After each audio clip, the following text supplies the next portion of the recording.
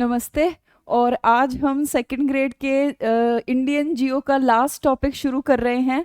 जो हमने ये 2020 सीरीज शुरू की थी उसको हम जल्द ही क्या करने वाले हैं, अब पूरा करने वाले हैं। ख़त्म करने वाले तो नहीं हैं, क्योंकि हो सकता है आगे और भी कुछ आपको अच्छा देखने को मिले फर्स्ट ग्रेड और सेकंड ग्रेड के हिसाब से, और एकदम सस्टेनेबल वे में कि बाज़ार से हमें कुछ नहीं खरीद के लाना, बस बेसिक्स जो बुक आपके पास है वो सफिशिएंट है। लेकिन जो तरीका अब इनके बाद क्लासों का शुरू होगा वो इतना शानदार होगा कि आपके ये सारे प्रश्न एकदम गौण हो जाएंगे कि बाजार से कौन सी एमसीक्यू की बुक खरीद के लाएं, या कौन से क्वेश्चन पढ़े, कौन सा थ्योरी पढ़े, कौन सा एमसीक्यू पढ़े। एकदम सटीक तैयारी आपको करवाई जाएगी क्लास के अंदर। पूरा का पूरा सब चीज़ों को इतना अच्छे से खोलकर मेरे द्वारा और हमने और सर ने मिलकर एक अच्छा प्रोग्राम बनाया है।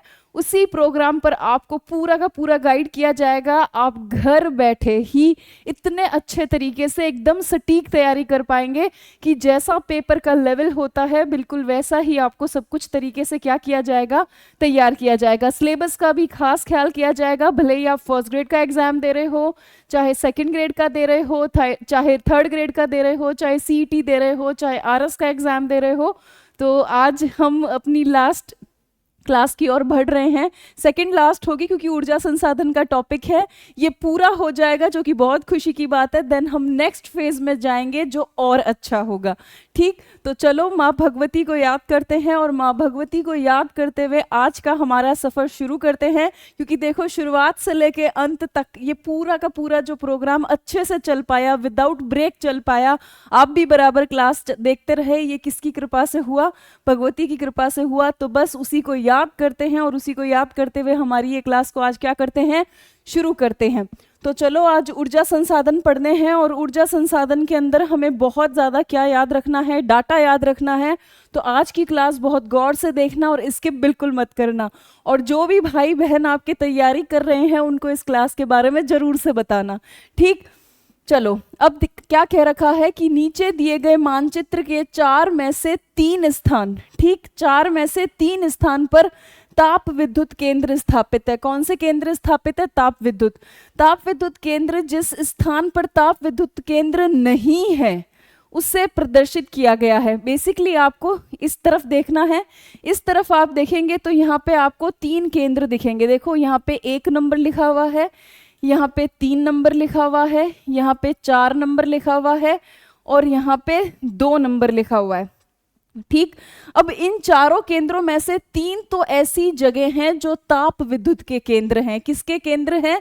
ताप विद्युत के केंद्र। और एक ऐसी जगह है जो ताप विद्युत का केंद्र नहीं है। आपको आंसर वही बताना है जो ताप विद्युत का केंद्र नहीं है।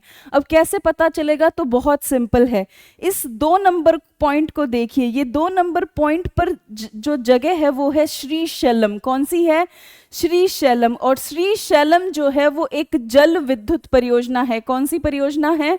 जल विद्युत परियोजना है। तो जाहिर सी बात है कि ये हमारा आंसर नहीं होगा, क्योंकि ये ताप विद्युत का प्रोजेक्ट नहीं है। अब गौर से देखना, फर्स्ट नंबर जहां लिखा हुआ है ये आपका एक ताप विद्युत का प्रोजेक्ट है। जहां पे 4 नंबर लिखा हुआ है वो भी आपका एक ताप विद्युत का प्रोजेक्ट है, और जहां पे 3 लिखा हुआ है ये भी एक ताप विद्युत का प्रोजेक्ट है। 3 जहां लिखा हुआ है वहां पे कोरबा ताप विद्युत का प्रोजेक्ट है। 4 जहां पे लिख रखा है यहाँ पे कौन सा प्रोजेक्ट लगता है आपका? यहाँ पे लगता है आपका ओबार। ठीक, तो बेसिकली आपको समझ में आया कि जो 2 नंबर है वो श्रीशैलम है, और श्रीशैलम जो है वो जल विद्युत का केंद्र है, और जल विद्युत का केंद्र होने की वजह से हमारा आंसर क्या हो जाएगा? सेकंड हो जाएगा। अब आपको कुछ चीजें जो है वो ताप विद्युत के बारे में याद रखनी है। क्या क्या याद रखनी है वो मैं आपको आगे वाले इतने से हिस्से के अंदर बता रही हूँ। बहुत गौर से देखना थोड़ी थोड़ी चीजें। अब देखो, सबसे पहले है ताप विद्युत। अब देखो, विद्युत के आगे क्या लगा रखा है? ताप लगा रखा है। मतलब आपको बिजली बनाने के लिए, है ना, हैरी संधू को याद रखो। देखो, विद्युत कभी याद ही नहीं रहता। मैं इसको मिटा के क्या कर दे रही हूँ? बिजली कर दे रही हूँ। बिजली करने से काम आसान हो जाता है ना, क्योंकि हमें हैरी संधू का गाना याद रहता है, बिजली बिजली वाला। तो बस बिजली को याद रखेंगे। तो हम किसको याद रख रहे हैं? ताप बिजली को। अब ताप बिजली के बारे में आपको क्या याद रखना है कि जो ताप बिजली है, सॉरी हिंदी का स्पेलिंग मिस्टेक हो गया, ताप बिजली। अब ताप बिजली के बारे में आपको ये समझना है कि आपको बिजली बनानी है, और बिजली किससे बनानी है? ताप से बनानी है, टेम्परेचर से बनानी है। अब टेम्परेचर से बिजली कैसे बनाओगे? तो तीन महत्वपूर्ण स्रोत है भारत के अंदर जिससे तापीय बिजली बनती है। सबसे पहले नंबर पर आता है आपका कोयला। कोयला जलता है और उसके टेम्परेचर से क्या बनता है? बिजली बनता है। दूसरे नंबर पे आता है आपका डीजल। तीसरे नंबर पे आती है आपकी प्राकृतिक गैस। क्वेश्चन इस पे भी बन सकता है कि भारत में तापीय बिजली बनाने के लिए किन तीन महत्वपूर्ण ईंधनों का इस्तेमाल होता है? गौर से सुनना मेरी बात, बहुत गौर से सुनना कि आपको बिजली बनानी है, और बिजली भी किससे बनानी है? ताप से। अब एक बार जरा समझ लो कि तापीय बिजली बनती कैसे है। फॉर एग्जाम्पल आपके पास ये काला सा कोयला है, माफ करना मैंने कलर ब्राउन लिया है, ये आपके पास कोयला है। इस कोयला को आपने क्या लगा दी? आग लगा दी। ठीक, तो हम इसको आग लगा देते हैं। आग लगाने के बाद ये कोयला जलेगा। जलने से क्या पैदा होगा? बहुत भारी मात्रा में ऊष्मा पैदा होगी, और ये ऊष्मा किसके रूप में पैदा होगी? ताप के रूप में पैदा होगी। तो यही जो ऊष्मा ताप के रूप में पैदा हुई है, इस तापमान का उपयोग टरबाइन को चलाने में किया जाएगा, और एक बार टरबाइन चल गई तो जितनी भी तापीय ऊष्मा है वो किस में कन्वर्ट हो जाएगी? आपके विद्युत ऊष्मा के अंदर कन्वर्ट हो जाएगी। सिंपल सी बात होती है। अब इस तापीय ऊर्जा को बनाने के लिए, इस तापीय बिजली को बनाने के लिए आप चाहो तो कोयले का इस्तेमाल करो, आप चाहो तो डीजल का इस्तेमाल करो, आप चाहो तो प्राकृतिक गैस का इस्तेमाल करो। तो ये भी क्वेश्चन पूछा हुआ है। केंद्रीय विद्युत प्राधिकरण का जो रिपोर्ट है उसकी पहली लाइन यही लिखी हुई है ताप विद्युत के अंदर कि कोयला, डीजल और प्राकृतिक गैस से भारत में क्या बनता है? तापीय बिजली बनता है। उसमें भी सबसे ज्यादा कोयले से बनता है, और भारत में सबसे ज्यादा भी क्या बनती है? तापीय विद्युत बनती है। ये भी चीज आपको याद रखनी है। अब तापीय विद्युत के लिए भारत सरकार ने एक संस्था बना रखी है। उस संस्था का नाम क्या है? आपको वो भी याद रखना है। वो संस्था है NTPC, national thermal power corporation, और ये बनी थी आपके 7 नवंबर 1975 को। ये भी पूछा जा सकता है कि भाई एनटीपीसी का जन्म कब हुआ था? एनटीपीसी का बर्थडे याद रखो, 7 नवंबर 1975 को। एनटीपीसी जो है वो एक भारतीय कंपनी है, भारत सरकार की कंपनी है। कैसे भारत सरकार की कंपनी है? क्योंकि इसमें 89% शेयर भारत सरकार के हैं। जब 89% शेयर इसमें भारत सरकार के हैं तो जो एनटीपीसी है वो भारत सरकार की कंपनी है। तो बेसिकली क्या याद रखना है कि भारत में सबसे ज्यादा बिजली का उत्पादन तापीय विद्युत से होता है, पहली बात। दूसरी बात, तापीय विद्युत हम कैसे बनाएंगे? तो सिंपल सी बात है, कोयला जला लो, डीजल जला लो, या प्राकृतिक गैस को जला लो। क्लियर? तीसरी बात हमें ये याद रखनी है कि इसके लिए कौन सी संस्था है सॉरी, इसके लिए संस्था है एनटीपीसी। ठीक है, national thermal power corporation. NTPC कब बनी थी? तो 7 नवंबर 1975 को मिली थी। क्या भारत सरकार का कंपनी है? बिल्कुल भारत सरकार का कंपनी है, क्योंकि इस कंपनी के अंदर 89% शेयर किसके हैं? इंडियन गवर्नमेंट के हैं। अब बताओ, इतनी बात दिमाग में फिट हुई? अब मैं आगे की क्लास में आपको लगातार ये सारी बातें पूछती रहूंगी, तो ये दिमाग में परत दर परत क्या हो जाएगी? डिपॉजिट हो जाएगी। अब पढ़ते हैं हमारे सेकंड क्वेश्चन की ओर। सेकंड क्वेश्चन क्या कह रहा है कि काकरापार परमाणु शक्ति केंद्र निम्नांकित में से किस राज्य में है? अब काकरापार जो आपका परमाणु संयंत्र है वो आपके गुजरात में स्थित है, पहली चीज। दूसरा ये याद रखना कि जो काकरापार आपका परमाणु शक्ति केंद्र है ये 2x220 मेगावाट, ठीक, इतना का प्लांट है। तकरीबन कितनी बनती है इससे? 2x220 megawatt. इसका एक और जो हिस्सा है, एक और मेगावाट का जो हिस्सा है वो अभी क्या है? निर्माणाधीन है। तो सिंपल क्या याद रखना है आपको कि जो काकरापार परमाणु शक्ति केंद्र है वो आपका कहाँ स्थित है? गुजरात में स्थित है, और इसके 440 मेगावाट का प्लांट है अभी जो चल रहा है, जिसको आप 2x220 मेगावाट भी कह सकते हैं। फिर आपको क्या याद रखना है कि 700 मेगावाट के जो 2 प्लांट है वो अभी क्या है? काकरापार में निर्माणाधीन है। अभी उनका क्या होना है? निर्माण होना है। बहुत सिंपल सी बात है। ठीक, आगे चलूं मैं, कोई प्रॉब्लम नहीं। तो काकरापार के बारे में हमें सिर्फ इतनी सी याद रखनी है। चलो अब चलते हैं, फिर से कुछ चीजें रिवाइज कर लेते हैं। पहले तो आप याद रखेंगे कि एनटीपीसी की स्थापना कब होती है, बहुत अच्छे से टाइप कीजिए, 7 नवंबर 1975। क्या ये भारत सरकार की कंपनी है? बिल्कुल भारत सरकार की कंपनी है, क्योंकि 89% शेयर किसके हैं इसके अंदर? इंडिया की गवर्नमेंट के हैं, तो भारतीय कंपनी हुई। फिर आपने ये भी याद रखना है कि एनटीपीसी ने अब तक कितने बिजली के कोयला आधारित जो तापीय बिजली घर है वो शुरू किए हैं, तो 33। इसमें 33 ऐसे प्लांट है जो किस पर आधारित है? कोयला पर आधारित है। और 11 ऐसे हैं, 11 प्लांट ऐसे हैं तापीय विद्युत के जो किस पर आधारित है? या तो गैस पर या किस पर आधारित है? डीजल पर। ये चीज भी आपने क्या करनी है? याद रखनी है। क्लियर? तो बिल्कुल अच्छे से दिमाग में बैठ गया। दूसरा हमने क्या पढ़ा था अभी? काकरा पार पढ़ा था। और काकरा पार के बारे में आपको याद रखना है कि ये परमाणु ऊर्जा वाला प्लांट है। किसका प्लांट है? परमाणु ऊर्जा वाला। और ये प्लांट आपका कहाँ लगा हुआ है? गुजरात में लगा हुआ है। क्लियर? फिर गुजरात में जो प्लांट अभी रनिंग है वो 2 × 220 मेगावाट के हैं, यानी कि टोटल मेगावाट पूछ ले तो 440 मेगावाट के हैं। अभी 2 और प्लांट जो है वो निर्माणाधीन है, 700 मेगावाट के हैं वो। 700 मेगावाट का एक, तो 1400 मेगावाट के 2 हो गए। लेकिन ये कैसे हैं?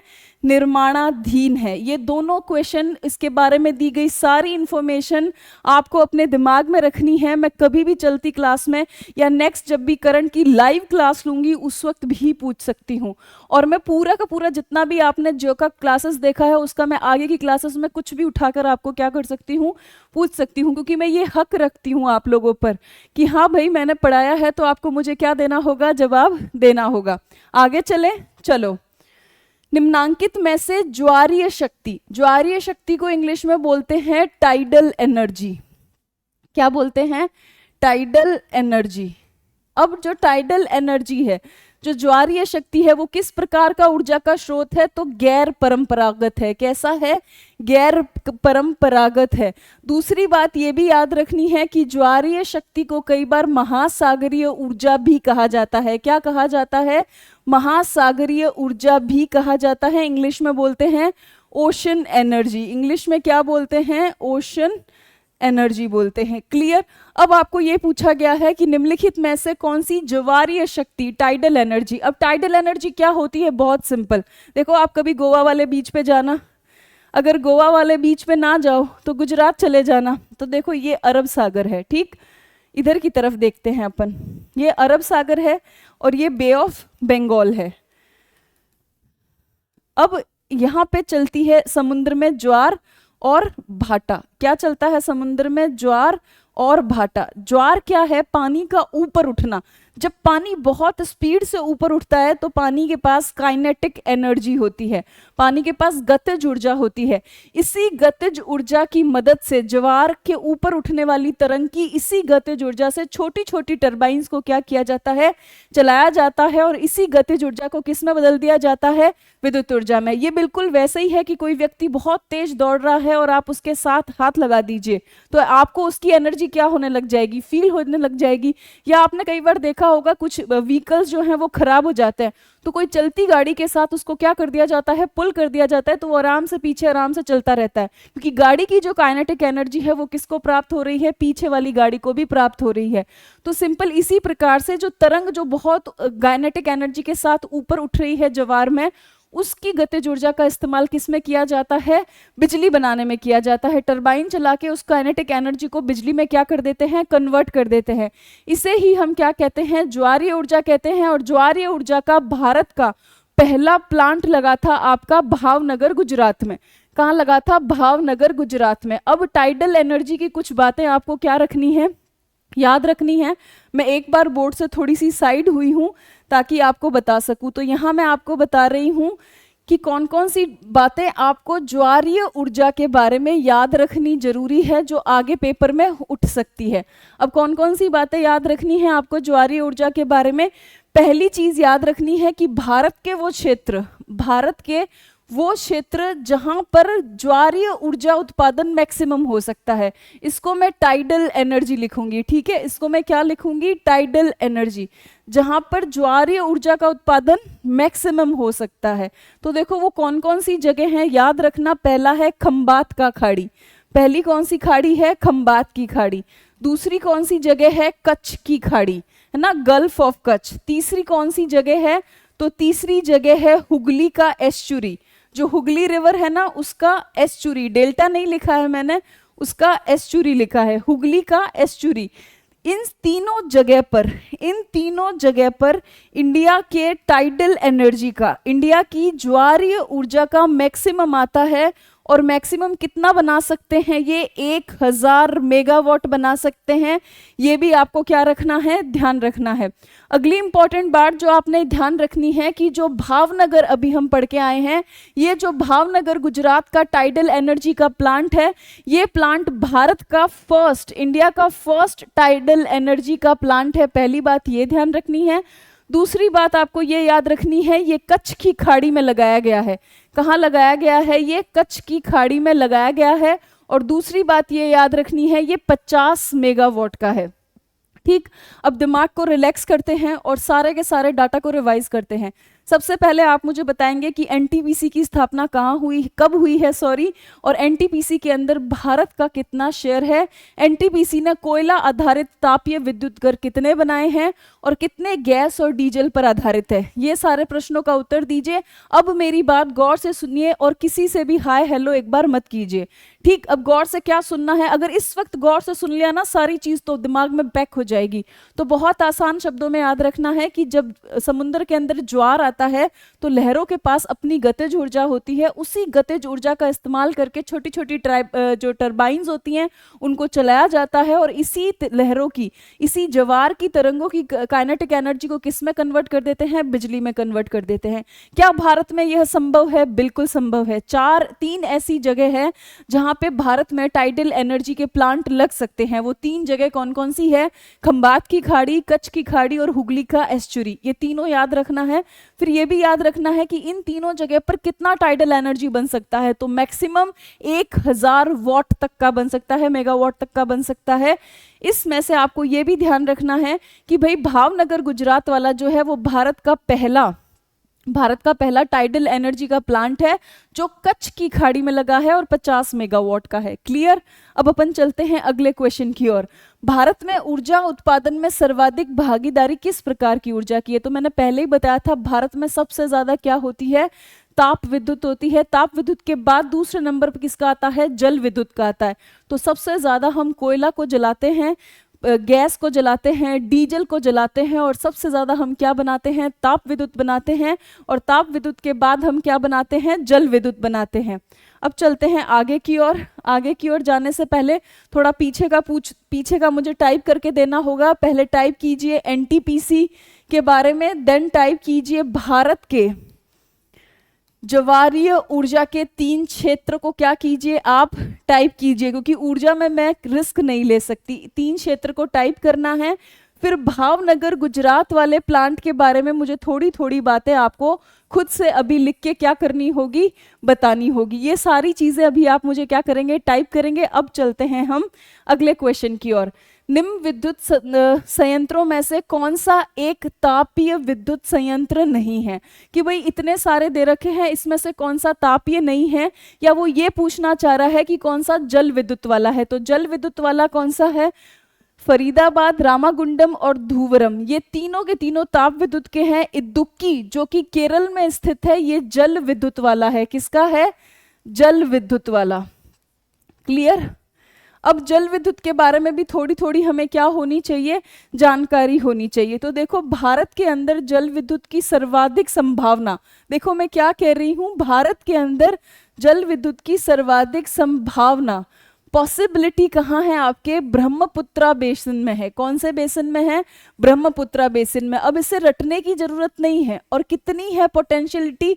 30% है। अब क्यों है? अगर आप नॉर्थ ईस्ट इंडिया को देखोगे और ऊपर ब्रह्मपुत्र को बहते हुए देखोगे तो ब्रह्मपुत्र बहुत संकड़ी जगह में, रफ्तार के साथ एकदम। और रफ्तार वो भाई साहब नहीं, रफ्तार वाले जो गाना गाते हैं पंजाबी में। यहाँ पे रफ्तार का मतलब है कि ब्रह्मपुत्र बहुत तेज गति से आगे चल रही है। पता चला रफ्तार के गाने याद कर लिया आपने। तो बहुत तेज रफ्तार से एक छोटी सी जगह से जब ब्रह्मपुत्र पास होती है तो इसके पास भारी मात्रा में काइनेटिक एनर्जी होती है, जिससे ही हम किस में कन्वर्ट कर देते हैं, बिजली में कन्वर्ट कर देते हैं। ठीक, तो इसलिए भारत की सर्वाधिक जल विद्युत की जो संभावनाएं हैं वो कौन से बेसिन में है, ब्रह्मपुत्र बेसिन में है। ये हुई एक बात। दूसरी बात आपको याद रखनी है कि हिमालयन जो क्षेत्र है, कौन सा क्षेत्र है, हिमालयन क्षेत्र, जो हिमालय की नदियां हैं। ठीक, तो जो हिमालयन क्षेत्र है वहां से देश का अभी वर्तमान में देश का सबसे ज्यादा जल विद्युत जो है, देश का सबसे ज्यादा जो जल विद्युत है, लगभग देश का आधा जल विद्युत, लगभग देश का आधा जल विद्युत वर्तमान में कहां से प्राप्त हो रहा है, हिमालयन रिवर से। अब दोनों क्वेश्चन को गौर से सुनना। अगर आपको संभावना पूछे सबसे ज्यादा कहां है, तो वो तो है ब्रह्मपुत्र बेसिन में, लगभग 30% की पोटेंशियलिटी है।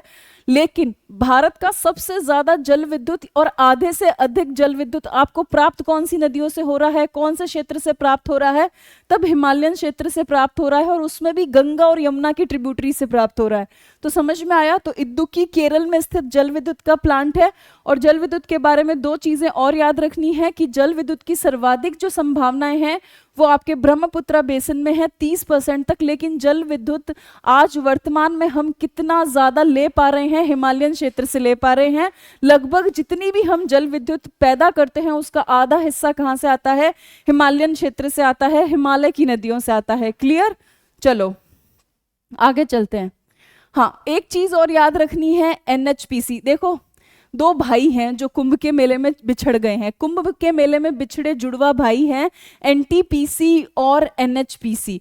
इन दोनों का जन्म जो है वो 7 नवंबर 1975 में हुआ था, और दोनों कुंभ के मेले में घूमने गए थे और बिछड़ गए।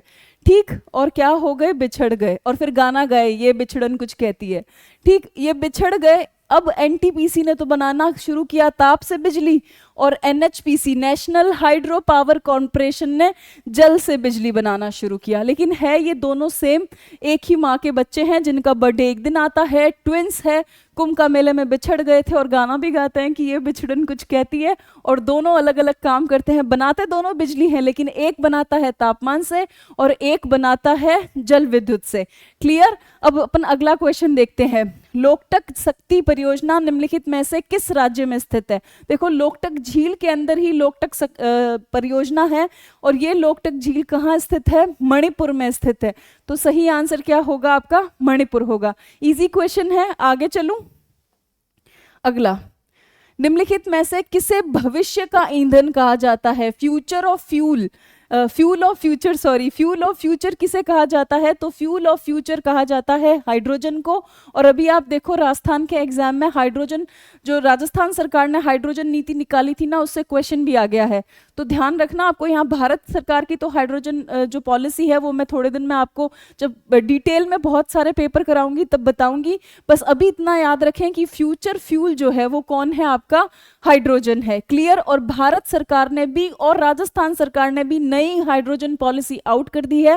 राजस्थान सरकार की जो नई हाइड्रोजन पॉलिसी आई है उस पे क्वेश्चन आए हैं। अब जो नेक्स्ट क्लासेस आपको देखने को मिलेगी उसमें सब कुछ समझाऊंगी मैं, तो ध्यान रखें, इतना अभी याद रखना जरूरी है कि फ्यूचर ऑफ फ्यूल जो है या फ्यूचर्स फ्यूल जो है, भविष्य का जो ईंधन है वो कौन है, हाइड्रोजन है। आगे चलूं, चलो। निम्न में से कौन सा राज्य ग्रामीण क्षेत्रों की दृष्टि से पूर्णतः विद्युतीकृत नहीं है। मतलब कोई ऐसा राज्य ढूंढो जहां पे पूरी तरीके से गांवों के अंदर बिजली नहीं पहुंची है। ऑप्शन देखने पे आपको पता चल रहा है कि ये कौन सी जगह है, यूपी है। कौन सी है, यूपी। यूपी के अंदर विकास थोड़ा अब कम ही है। विकास कम होने का कारण ये नहीं है कि गवर्नमेंट में पोटेंशियल नहीं है, विकास कम रहने का कारण है भारी जनसंख्या। गंगा के मैदानों के अंदर जनघनत्व ज्यादा रहता है और यूपी के अंदर तो जनघनत्व बहुत ज्यादा है। यूपी बिहार वो इलाके हैं जहां जनसंख्या बहुत है, और जहां जनसंख्या बहुत होती है वहां विकास करना बहुत क्या होता है, मुश्किल सा काम होता है। लेकिन फिर भी यूपी की गवर्नमेंट जो है वो लगातार प्रयास कर रही है, और यूपी ही एक ऐसी जगह है जहाँ से हमें हमेशा क्या मिलता है, भारत का पीएम मिलता है। तो ध्यान रखें कि यूपी के गांव में अभी भी पूरी तरीके से क्या नहीं हुआ है, विद्युतीकरण नहीं हुआ है, प्रयास चल रहे हैं और अच्छा करने के। ठीक, आगे चलते हैं। भारत में निम्नलिखित में से कौन सा राज्य ताप विद्युत का सबसे बड़ा उत्पादक है? बहुत अच्छा क्वेश्चन कि भाई भारत में का एक ऐसा राज्य बताइए जहां सबसे ज्यादा तापीय विद्युत बनती है, तो वो राज्य है महाराष्ट्र। अब आप इधर की तरफ देखिएगा, आपको टॉप 5 याद रखने हैं। ताप विद्युत के टॉप 5 आपको याद होने चाहिए, सीक्वेंस भी लगवा सकते हैं। तो सबसे पहला राज्य जो है सर्वाधिक जो मैक्सिमम ताप विद्युत बनाता है वो कौन सा है? आपका महाराष्ट्र है। कौन है? महाराष्ट्र। आप इसे ऐसे भी याद रख सकते हो कि भारत को सबसे ज्यादा रेवेन्यू भी कमा के कौन देता है? महाराष्ट्र। मतलब सबसे ज्यादा औद्योगिकीकरण भी कहाँ हुआ है? महाराष्ट्र में। और जहाँ इतना ज्यादा औद्योगिकीकरण हुआ है तो बिजली की खपत ज्यादा होगी, तो इन लोगों को बिजली भी ज्यादा बनानी पड़ेगी, इसलिए तापीय विद्युत में कौन सबसे आगे है? महाराष्ट्र सबसे आगे है। महाराष्ट्र के बाद दूसरे नंबर पे आपका कौन है? गुजरात है। दोनों पड़ोसी हैं, तो सबसे पहले महाराष्ट्र, देन आपका गुजरात। तीसरे नंबर पे कौन आता है आपका? तीसरे नंबर पे आता है आपका यूपी, उत्तर प्रदेश। इसको भी याद रखना है आपको। फोर्थ नंबर पे कौन आता है आपका? फोर्थ नंबर पे आता है आपका एमपी, मध्य प्रदेश। और फिफ्थ नंबर पर कौन है आपका? फिफ्थ नंबर पर है आपका तमिलनाडु। अब ये सीक्वेंस हर वक्त याद रखनी है, क्लास में बैठने से पहले टाइप करनी है, ताकि हमेशा क्या रहे? याद रहे। क्लियर? आगे चलूं? चलो 10th नंबर क्वेश्चन देखते हैं। भारत तथा एशिया की एकमात्र अधोभौमिक संचय जल विद्युत परियोजना निम्न में से किस राज्य में है? तो देखो, अधोभौमिक संचय जल परियोजना, आपको क्या कहा जा रहा है कि भूमि के नीचे ग्राउंड वाटर का एकदम अच्छा जो जल विद्युत परियोजना है, ग्राउंड वाटर से रिलेटेड जो जल विद्युत परियोजना है, वो भारत के किस राज्य में स्थित है? और ये भारत तथा एशिया की एकमात्र है। भारत की भी एकमात्र है और एशिया की भी एकमात्र है, इसलिए इंपॉर्टेंट है। ये आपके मिलती है आपको हिमाचल प्रदेश में। इस क्वेश्चन को आप याद रखना, और कैसे याद रखना? सिंपल ऐसे लिख के रख लो, अधोभौमिक। अध मन होता है नीचे जाना है। कहाँ नीचे जाना है? भूमि में। तो अधोभौमिक संचय जल विद्युत, अधोभौमिक संचय जल विद्युत, संचय जल विद्युत परियोजना, ये एकमात्र भारत की परियोजना है और एशिया की भी एकमात्र है। ये आपके कहाँ है? हिमाचल प्रदेश में। कहाँ है? आपके हिमाचल प्रदेश में। क्लियर? कोई दिक्कत नहीं, याद रखोगे इस क्वेश्चन को। चलो आगे चलते हैं। भारत की पहली लहर परियोजना, वेव एनर्जी प्रोजेक्ट। देखो, भारत का जब आपको टाइडल एनर्जी प्रोजेक्ट पूछे पहला, तब तो देखो भावनगर गुजरात करके आना। और अभी फटाफट से अगर लाइव देख रहे हो तो चैट बॉक्स में, और बाद में देख रहे हो तो कमेंट बॉक्स में टाइप करो कि भारत का जो पहला टाइडल एनर्जी का, ज्वारीय एनर्जी का जो भारत का पहला संयंत्र है वो कहाँ लगा था। और भारत में ज्वारीय ऊर्जा के 3 प्रसिद्ध क्षेत्र जहाँ 1000 मेगावाट तक हो सकती है ज्वारीय ऊर्जा पैदा, वो जगह कौन सी है? अब यहाँ पे क्या कह रहा है? भारत का पहला वेव एनर्जी प्रोजेक्ट, तरंग आधारित जो प्रोजेक्ट है वो कहाँ लगा है? तो वो लगा है आपका विंझीगम, केरल में। ये भी आपने क्या रखना है? याद रखना है, विंझीगम केरल। कौन सी जगह है? विंझीगम केरल है। क्लियर? अच्छा क्वेश्चन है, इंपॉर्टेंट है, फैक्ट वाला क्वेश्चन है। आपने क्या रखना है? ध्यान रखना है। आगे चलते हैं। हाँ, निम्नांकित में से किस राज्य में ताप विद्युत गृह स्थापित नहीं है? दिए गए 4 ऑप्शन में से आपको ये बताना है कि वो कौन सी जगह है जहां पर आपका ताप विद्युत गृह स्थापित नहीं है। तो वो कौन सी जगह है? हिमाचल प्रदेश है। यहाँ पे हिमाचल प्रदेश में या तो आपको भूतापीय ऊर्जा के प्लांट देखने को मिलेंगे ज्यादा, या जल विद्युत के ज्यादा प्लांट देखने को मिलेंगे। कोयले आधारित प्लांट यहाँ पे क्या है? नहीं है। तो सही आंसर क्या होगा? हिमाचल प्रदेश होगा। हाँ, अब देखो, स्वदेशी तकनीक से निर्मित परमाणु संयंत्र है, मतलब कोई ऐसा परमाणु का प्लांट बताना है, एटॉमिक प्लांट बताना है जो पूरी तरीके से भारत में निर्मित है, जिसमें हमने रूस की, अमेरिका की, फ्रांस की किसी की मदद नहीं ली है। हम उनसे पढ़ पढ़ के एकदम क्या हो गए हैं, पक्के हो गए हैं, और उनको बोल दिया है कि अब हम खुद ही बना लेंगे, स्वदेशी अपनाएंगे, अब हम खुद बनाएंगे। तो ये है आपका कलपक्कम, जो आपके चेन्नई में स्थित है, चेन्नई तमिलनाडु में आपके स्थित है। कलपक्कम चेन्नई का जो पावर प्लांट है वो पूरी तरीके से क्या है, स्वदेशी है। इसमें हमने किसी भी दूसरे देश की क्या नहीं ली है, मदद नहीं ली है। पहली चीज आपने ये याद रखनी है। दूसरी आपको ये याद रखनी है, यहाँ पे 2 पावर प्लांट लगे हैं 220 मेगावाट के, यानी कि अभी कितना बना रहा है, ये 440 मेगावाट बना रहा है।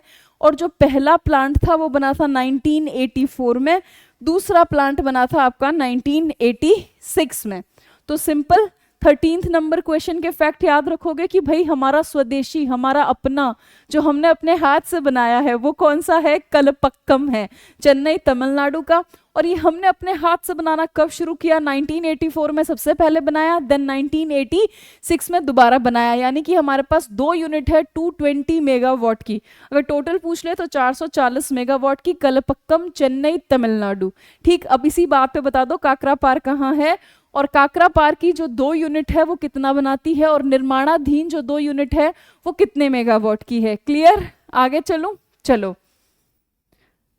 कोयलकारी जल विद्युत परियोजना, तो देखो क्या क्वेश्चन पूछा गया है, कोयलकारी जल विद्युत परियोजना किस राज्य में स्थित है। तो कोयलकारी, अब कोयल नदी कहाँ से आ रही है आपकी, मैंने आपको नदियों में बताया था कि एक रिवर है कोयल, एक रिवर है शंख, है ना, और ब्राह्मणी और वैतरणी नदियां भी हैं। तो कोयल, शंख, ब्राह्मणी, वैतरणी, इन नदियों से अगर आपको नदियों का कोई एक क्वेश्चन याद आ रहा है तो नीचे मुझे क्या कीजिए, कमेंट बॉक्स में टाइप करके दीजिए। अब ये क्या है, कोयलकारी जल विद्युत परियोजना झारखंड की है, किसकी है, झारखंड की है। सिंपल, आगे चलो, चलो।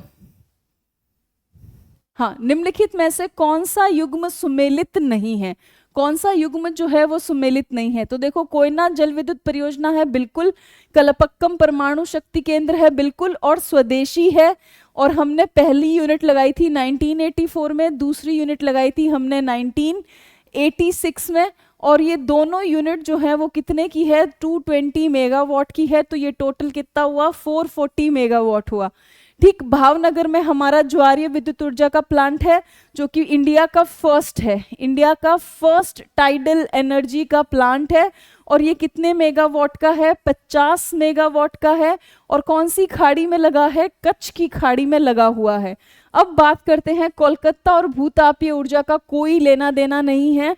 अब बहुत गौर से सुनना, मैं इतनी सी जगह में आपको भूतापीय ऊर्जा की बहुत इंपॉर्टेंट चीजें बता रही हूँ जो आपने क्या रखनी है, याद रखनी है।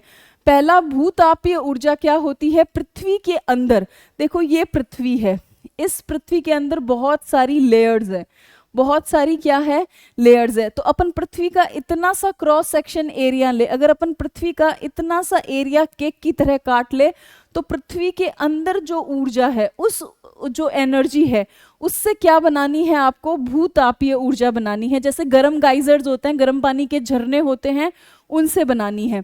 तो भूतापीय ऊर्जा का कितना पोटेंशियल है भारत में, तो भारत के पास 600, भारत के पास 600 मेगावाट, सबसे इंपॉर्टेंट बात, 600 मेगावाट का पोटेंशियल है, विभव है, किसके अंदर, भूतापीय ऊर्जा के अंदर। अब ये भूतापीय ऊर्जा कहाँ कहाँ बन सकती है, तो पहली चीज याद रखना, पूगा घाटी, पूगा घाटी जम्मू एंड कश्मीर, कहाँ याद रखना है, पूगा घाटी जम्मू एंड कश्मीर। दूसरी जगह कौन सी है, मणिकर्णिका घाटी, मणिकर्णिका घाटी हिमाचल प्रदेश, कौन सी जगह, मणिकर्णिका घाटी हिमाचल प्रदेश, हिमाचल प्रदेश। तीसरी जगह कौन सी है, ताता पानी, देखो ताता पानी तो बहुत आसानी से याद रह जाएगा, ताता पानी जो जगह है आपकी वो कहाँ है, आपके छत्तीसगढ़ में। तो अगर आपको पूछ ले कि भारत में भूतापीय ऊर्जा की संभावनाएं टोटल मेगावाट में कितनी है, तब तो कितनी करके आ जाना, 600 मेगावाट।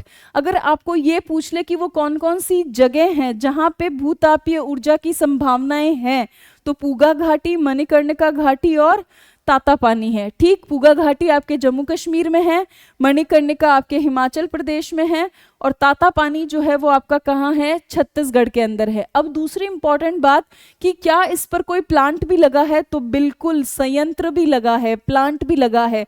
एक प्लांट लगा है आपका मणिकर्ण में, मणिकर्ण वैली के अंदर लगा है हिमाचल प्रदेश में, और एक प्लांट की जगह बहुत खतरनाक है, वो है खम आंध्र प्रदेश। कौन सी जगह है, खम आंध्र प्रदेश। इतनी चीजें आज आपको किसके बारे में याद रखनी है, भूतापीय ऊर्जा के बारे में याद रखनी है। याद रह जाएगी, जब मैं वापस पूछूंगी तब फिर से बता दोगे, ठीक है। तो आगे चलूं, चलो। चेन्नई के समीप कलपक्कम नामक स्थान पर निम्न में से किसकी स्थापना की गई है। इजी क्वेश्चन है। नाभिकीय ऊर्जा संयंत्र की स्थापना की गई है, और चेन्नई वाला कैसा है, अपना है, स्वदेशी है, हमने खुद बनाया है। हमारे टीचर से सीख लिया था, अमेरिका से, रशिया से, फ्रांस से अच्छे से बनाना सीख लिया, फिर हमने खुद ने क्या कर लिया, बना लिया। और वो कौन सा है, कलपक्कम वाला है। पहला कमीशन हुआ था 1984 में, दूसरा हुआ था 1986 में। हाँ, अगला क्वेश्चन देखते हैं। हाँ, अब आपको क्या करना है, मैच द फॉलोइंग करना है। क्या करना है, मैच द फॉलोइंग। तो देखो, ए पतरातू, पतरातू कहाँ है आपका, झारखंड, तो ए के अंदर क्या आएगा आपका 4। बी देखो, तलचर, तलचर कहाँ है आपका, उड़ीसा के अंदर, तो बी के अंदर क्या आएगा आपका 3। रामागुंडम, ये जो ऐसे शब्द होता है ना, गुंडम पुंडम, ये सब कहाँ भेज दो, साउथ में। तो रामागुंडम जो जगह है वो कहाँ है आपकी, आंध्र प्रदेश में, तो सी में क्या आएगा 2। सिंगरौली जो है वो कहाँ है आपका, यूपी में, तो डी में क्या आएगा, फर्स्ट। तो बेसिकली आपको 4 3 2 1 वाला ऑप्शन सेलेक्ट करना है, और 4 3 2 1 वाला ऑप्शन है आपका ये। तो क्लियर। अब याद रखना कि पतरातू कहाँ है आपका, झारखंड में है। दूसरा कौन सा याद रखना है, तलचर, तलचर आपका उड़ीसा में है। फिर रामागुंडम आपका आंध्र प्रदेश के अंदर है, और फिर सिंगरौली कहाँ है आपका, सिंगरौली है उत्तर प्रदेश में। और कोयलकारी जो जल विद्युत परियोजना है वो भी आपकी कहाँ स्थित है, झारखंड में स्थित है। इद्दुक की जो जल विद्युत परियोजना है वो आपकी केरल में स्थित है। क्लियर। चलो, भारत में अधिकांशतः जल विद्युत शक्ति गृह किस नदी प्रणाली पर है। अभी समझाया था कि हिमालयन क्षेत्र से भारत का आधे से ज्यादा जल विद्युत आता है, और हिमालयन क्षेत्र में जो नदी तंत्र है वो ज्यादा नदी तंत्र कौन सा है, गंगा और यमुना का। तो सही आंसर कैसा होगा, गंगा और यमुना पर आधारित है। ठीक, चलो अगला क्वेश्चन देखते हैं। ऊर्जा के उपभोग के आधार पर, अब क्या कह रही हैं आपको कि ऊर्जा के उपभोग के आधार पर, ऊर्जा के उपभोग के आधार पर निम्नांकित प्रक्षेत्रों को बढ़ते क्रम में व्यवस्थित कीजिए। बढ़ता क्रम, बढ़ता क्रम मतलब कम से ज्यादा की ओर जाना है, कम से ज्यादा की ओर। अब 4 चीजें दे रखी है, घरेलू, उद्योग, कृषि और वाणिज्य। तो देखो, सबसे ज्यादा बिजली का उपयोग करते हैं कमर्शियल लोग। हाँ, बढ़ता क्रम ही पूछा है, कैसा क्रम पूछा है, बढ़ता क्रम पूछा है। तो अब बढ़ते क्रम में हमें कैसे जाना है, सबसे पहले हम देखेंगे कमर्शियल कितना यूज हो रहा है। तो सबसे कम बिजली इस्तेमाल होती है कमर्शियली, कमर्शियली के बाद किस में आती है, कृषि में। तो 4 नंबर पर वाणिज्य है, देन आती है कृषि में। कृषि के बाद सबसे ज्यादा इस्तेमाल कहाँ होती है, उद्योग में, और उद्योग से भी ज्यादा कहाँ इस्तेमाल होती है, आपके घरों के अंदर। घरेलू उपभोग सबसे ज्यादा है, उसके बाद उद्योगों में होती है, उसके बाद कृषि में होती है, और कृषि के बाद कमर्शियल एक्टिविटी में होती है। तो समझ में आई कि सबसे ज्यादा इस्तेमाल होगी घरेलू उपयोग में, फिर होगी उद्योग में, फिर होगी कृषि में, और फिर किस में होगी, कमर्शियल एक्टिविटीज में, वाणिज्यिक में होगी। तो सही आंसर क्या होगा, 4 3 1 2। क्लियर। हाँ, निम्न में से कौन सा युग्म सुमेलित नहीं है। अब आपको ये पता करना है कि कौन सा युग्म जो है आपका तापीय विद्युत परियोजना का वो सुमेलित नहीं है। तो सूरतगढ़ राजस्थान बिल्कुल सही है, ओबरा उत्तर प्रदेश ये भी सही है, धुवरन गुजरात ये भी सही है, लेकिन कोठा गुंदम ये तमिलनाडु में स्थित नहीं है। तो ये जो है पेड़, ये क्या है आपका, गलत है।